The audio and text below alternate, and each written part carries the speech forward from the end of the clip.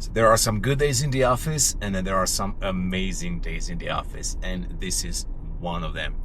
I'm actually behind the wheel of a Rolls-Royce Cullinan Series II, and I'm heading up towards Pikes Peak in Colorado. And as you can imagine, the scenery, it's absolutely amazing, especially when you sit behind this Rolls-Royce Cullinan Series II. When you review a Rolls-Royce, it's not about the specs, it's not about the power, it's not about the performance, but it's rather about the experience. I've mentioned this in the past. Rolls-Royce customers are all about experiences, having the best in the world while driving some of the best cars in the world as well. So with that being said, I'm still going to talk a little bit about what the Rolls-Royce Cullinan is. The Cullinan, it's the only SUV that's available in the lineup today, and it has been such a huge seller for the brand ever since it went on sale a few years ago. At the time, a lot of people were complaining about Rolls-Royce moving away from the iconic Phantom design or the Dawn or later the Ghost, but this has been such a smart move by the brand that honestly, I don't see the Rolls-Royce lineup today without a Cullinan. But of course, we do have to talk a little bit about the specs. So, V12 engine, absolutely love it. 6.8 liter in the black badge, makes around 592 horsepower. That's not very relevant because this car, it's not about speed. Of course, it uses a 8-speed transmission, which is extremely smooth, and that's one of the nice things about this Cullinan. Everything in this car could be described as smooth and effortless. If you're closing your eyes, you would be pressed to even tell when the car is changing the gears. Even though that V12 engine on its own sounds pretty good, with Rolls-Royce, it's not about the noise inside the cabin. It's about making that cabin as silent as possible.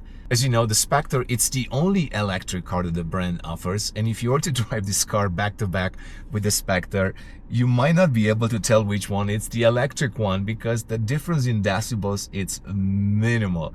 Honestly, at times you won't even feel that you have an actual V12 engine under the hood of this massive Cullinan. But enough about the specs and all of that. Let's talk about how you feel inside the car. What I like about Rolls-Royce is the fact that even though they're moving forward with the brand when it comes to cars and different products and all of that, they still retain that analog feel inside the car. So you have this very, very nice blend between digital. The tachometer right there behind the steering, it's all digital. You can change the colors on that. Right now it's in this nice shade of purple, but it still has plenty of buttons and switches. If you're not a Rolls-Royce connoisseur, you might be thrown off a little bit because you still have this gear shifter right there behind the steering wheel. You have these big knobs to turn the volume up and down or to adjust the temperature. You also have these massive controls to control the heat and the cooling in the car. So everything still feels very, very analog. I mean, even the vents, you can hear even that sound, it's quite analog. And then of course you have all these things to push in and out to adjust the vents. So plenty of buttons in this car, and that's something that apparently Rolls-Royce customers appreciate quite a bit. They're not looking to have a very digital interior, but at the same time, of course, the brand needs to move forward. So you do have this nice operating system right there, which is updated based on the latest operating system from the BMW group. You have the tachometer, as I mentioned, right behind the steering wheel, which is all digital, and you can customize it quite a bit.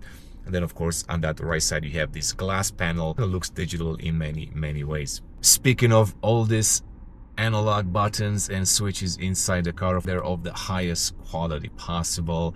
I mean, the nice part about Rolls-Royce is when you touch some of these materials, like right there on the vents, you will actually feel if they're cold or warm. And that's something that apparently the Rolls-Royce customers appreciate quite a bit. They want to get that tactile feeling every time they touch one of these switches. I mean, even this plastic switch, it does feel a little bit cold to touch if you touch the controls on the door and the door handle as well, including the speakers too. So everything, it's so refined in this car, and it's almost impossible to relay this through video. You definitely have to be inside the car to fully appreciate the craftsmanship that goes into making a Rolls-Royce.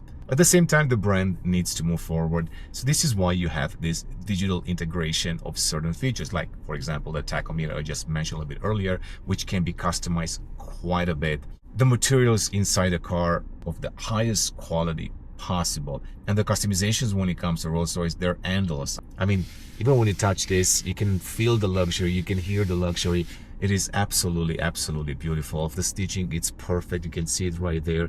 This red stitching, it combines that black with this red leather right there. Even the leather on the steering, it feels nice to touch. I love the steering wheel because they don't really change steering wheels in Rolls-Royce. They have this really massive steering wheel, which actually helps quite a bit with driving because this is a big car. The seats, honestly, Rolls-Royce, it's almost always about being in the back seat. This car, it's more of a family car, so it's not surprising to see that a lot of owners don't have a driver for the Cullinan. That's usually reserved for the Phantom. So this is a car that you actually drive yourself. It's a Rolls-Royce, so it will come with a 2-axle air suspension. And let me tell you this, I don't think I've ever experienced a better suspension than in a Rolls-Royce, and especially in a Cullinan, because this car, of course, has to deal with a lot of weight, but at the same time, it just floats nicely on the pavement. It's effortless to drive. And it's quiet. Even when you hit potholes or imperfect pavement, you won't even feel that, and you won't even hear that inside the cabin.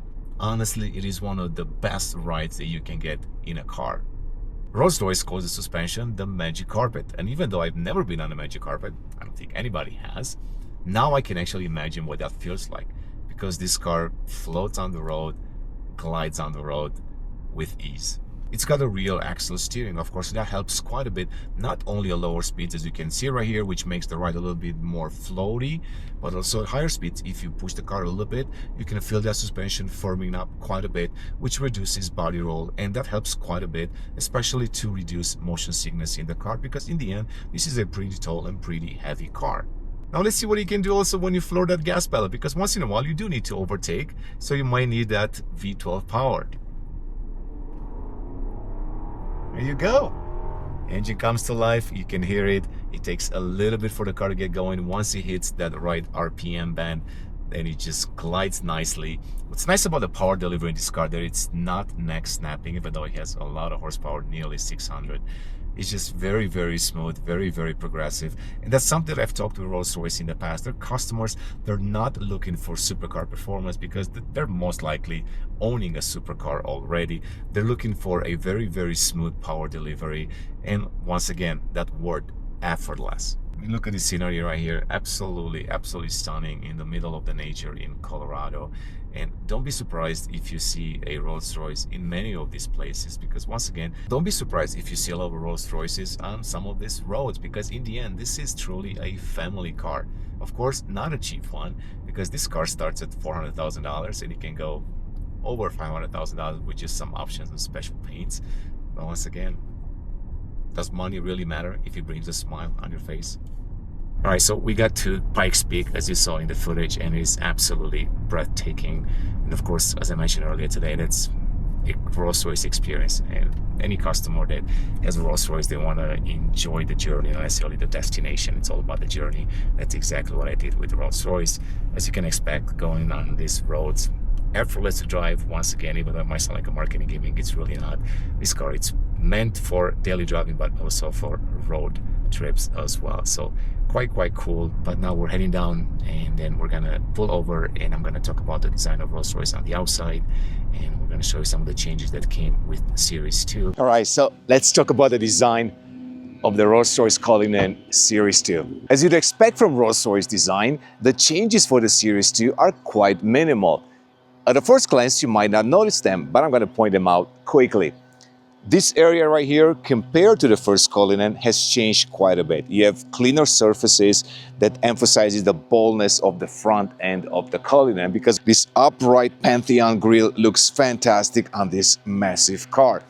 The other change that we've talked about it in the past, actually, with former Rolls-Royce designer Anders Warming, has to do with these daytime running lights. As you can see, it's got this nice eyebrow that right now wraps around the main headlights right there. And that's probably one of the biggest visual changes that you will notice immediately when it comes to the new Rolls-Royce Cullinan. The air intakes, which of course provide cooling to the big V12 engine under the hood, has been changed a little bit as well. And you can see this vertical kind of slanted slats, which gives the car a more aggressive front end look. So you have the Spear of Ecstasy right there.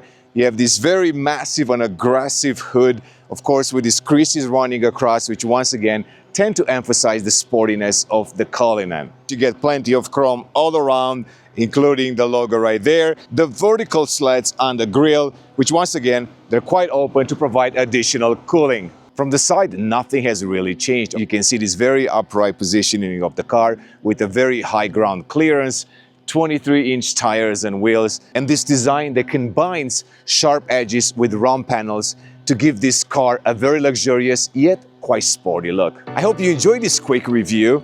I know I did, because going up the mountain up to 14,000 feet to reach Pikes Peak, it's quite an experience, especially when you do it with the Rolls-Royce Cullinan in Scala Red.